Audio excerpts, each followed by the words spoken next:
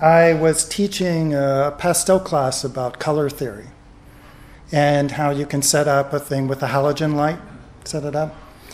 And then the concept was that you could arbitrarily give the light a color code. You could say it's going to be a cool light. So a lot of time when you have artificial light, how many of you are artists? So a lot of time when you have artificial light, sometimes between the shadows and the highlights, you can't tell which is warm, which is cool. And as you paint more and more, you get confused. So it's always good to have in your mind that your light is warm and your shadows are cool, or your light is cool and your shadows are warm. And then that helps you keep things organized. So this is a pastel. It was a red cashmere cloth and a little gold box and background. And this was with a cool light. So the same halogen light, but like if I flip it to here, that's the same setup. It's the same one, same stuff. So it's like, which one is really the color? You know, so going back to it, so this one I had a cool light. And so all the warmth and the warm reds and stuff went into the shadows. So the box, the gold box, is actually made of limes, greens, and cool yellows to make the highlight. And then when you went around the top of the box and around the back, they went into browns and oranges. And then the magenta on the cloth, and then it went into red in the shadow. And here it's the opposite.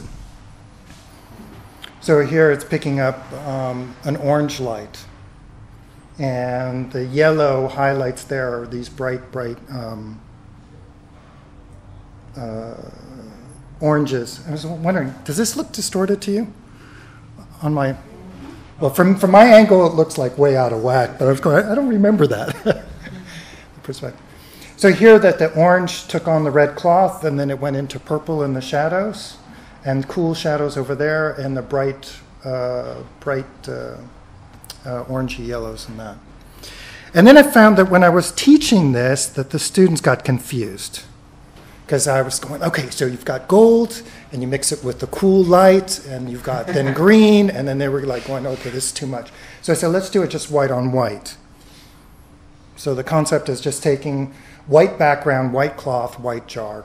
And this one is a kind of orangey, cream, peach light, and then with blue shadows going on. Same concept. And this one switched to the light being a little cooler. So it was a light, yellow light with purple shadows. So anyway, so that's a color theory, and it's a lot of fun.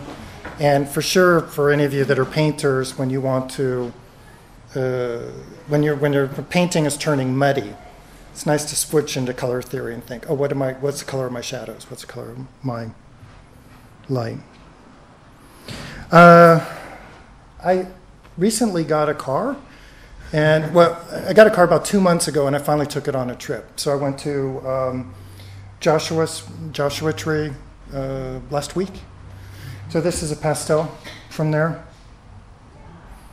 Probably 45 minutes, trying to stay way under an hour. And it was beautiful, beautiful place. I'm going there in the spring because I hear then it has all the flowers. It's really fantastic. And on that trip, I went to Salton Sea as well, and which is a really weird place. It's really becoming very salty, and the fish are dying, and it's shrinking, and it's kind of like a ghost town, but quite beautiful when you're out in the desert. And then it was also weird is that out there is that they have the farms. They have all this water. I don't know where the water, because that's salt water. So they have, I don't know, they have a lot of farms there, so it's really cool. So I did those pastels. And then I'm doing this yesterday. So this is a painting about this big. And I just started that yesterday based on this concept. And normally I work from dark to light, and so we'll see how this goes. but that's still wet.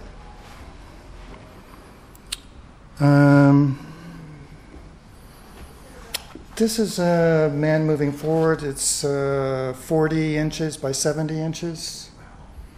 My first love in art when I was 11 was Rembrandt. I was with my grandmother, and we're walking down a street, and there's a book. There's a portrait of a woman on the cover of this book. And I was frozen there for 15 minutes, and my grandmother let me look at this book. And I was like, wow. And I turned 12, and then I got this heavy present, opened up, and it was the book. Wow. And it was the complete works of Rembrandt. Wow. So I was like, whoa, this is incredible, this stuff. So this is kind of my ode to Rembrandt. This is my doing a classical thing, which is not really, I wasn't taught classical art.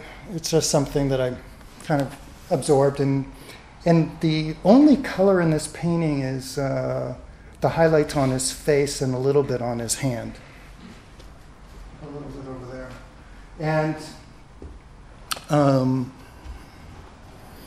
when I'm doing a major painting like this, I don't have any time frame. I don't try to get it done. I don't care. I just keep going until it feels right. And his hand has been changed 25 times. It's gone. I'll do a time lapse of it. It'll be really cool because it's going to go. So I don't have that now, but I'm working on his hand. And 4 days ago, I had a model come. And so I wanted to get the hierarchy of light. And again, for you guys that are artists, is that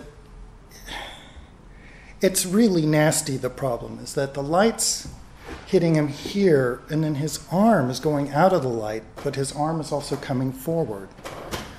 And usually to make something come forward, you heighten the contrast. You make it light and dark, and it zooms forward. And so, but the light is diminishing, so it's actually fading. So the light's fading away, but his hand's coming forward. So it's almost the opposite of how you actually can make things, move things around in space. So I'm still trying to resolve it, and it's a very subtle thing. Oh, do I have the study of his hand? No, it's not in there. Let's see.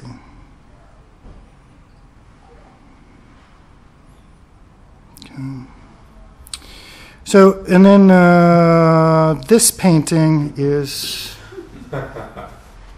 44 by 60 inches. It's almost life-size. I started working on, I had the idea, the concept for it in 2002 when I lived in Rhodes, Greece. Beautiful place. Did a little tiny gestural sketch and said, that's a good idea. I'm going to do a real painting of that. And tomorrow's Friday. Today's Thursday. Tomorrow's Friday. Friday at 1 tomorrow I have a model coming to pose for his hand and for part of the butt and stuff. And then I'm almost finished with the painting. And the good news is I sold it for a tiny fortune. Woohoo! And how many years ago? No, the money's coming in now. It's like, I didn't know if they bought it 8 years ago or something like no, that. No. It had to get. No, I just sold it. I mean, that's where the new car came from. So it was like new car. Yeah. And great collector. And I'm, let's see, about this painting, it came out of the feeling of joy, feeling excitement, wow. And it's like, how can I paint that? And then I just did a little sketch, and it had these two figures kind of in the same pose and slightly rotated. It's like a 2-minute sketch. And I thought, I think that's going to work. And so I was living then another time in Florida, which is a horrible place. St. Petersburg, Florida. Stayed in a beautiful place, but it was a horrible place. But I had 2 models that donated their time for this project. So so I'm now paying them with the money for selling the painting. I'm now paying them for the time they put into the painting, and they put in it was thousands of dollars of time. Wow. Yeah, it was. Well, try doing their feet when they're standing like this, and then you're trying to draw the foot, and they're going like moving, and so the whole thing's done from scratch. So little drawings, and then developing it, and then putting it together. Are you working on panel? It's a canvas. It's a canvas, okay. Yeah, canvas.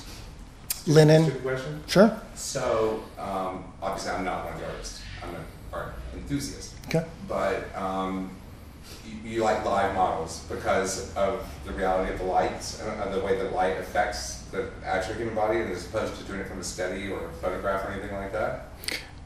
Well, I hate the photograph. I've used them in the past, but using a number of models. Is that your... Well, you end up using a number of models also if you take a little time. Like I don't have the same models that originally posed for it. Mm-hmm. I mean, I'm now here, so I'll get the guy posing tomorrow is someone else than the guy who originated for it.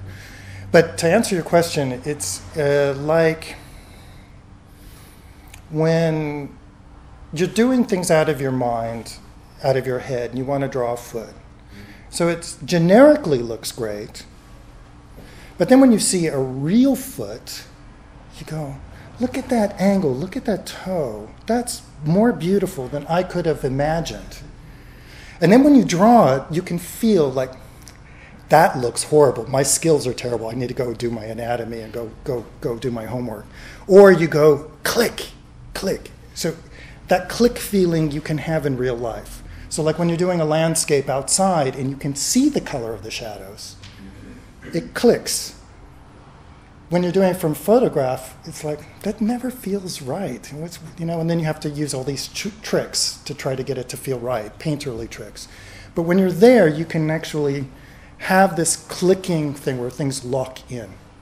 And that's really exhilarating. So it's like, it makes being in the moment really fantastic. So, thank you, couple who are with you all over the globe for years. Yes. They're always there. Yeah. And so, Yeah. And so let's bring it in the last minute or two. Well, this is the last piece. Something. I mean, aside from the emotion and the feeling of this piece, that I really I'm happy with how they look. But I think the composition's really wild. This abstract negative space here, abstract negative space, is really powerful, and I think it's very modernistic. The abstract sense of the composition. And then it was kind of cool, like if you imagine that if their poses were reversed, where she was behind him, his perspective, he would be like 3 times bigger than she is. So putting her out in front made them almost like equal in size, like their feet are not so far off.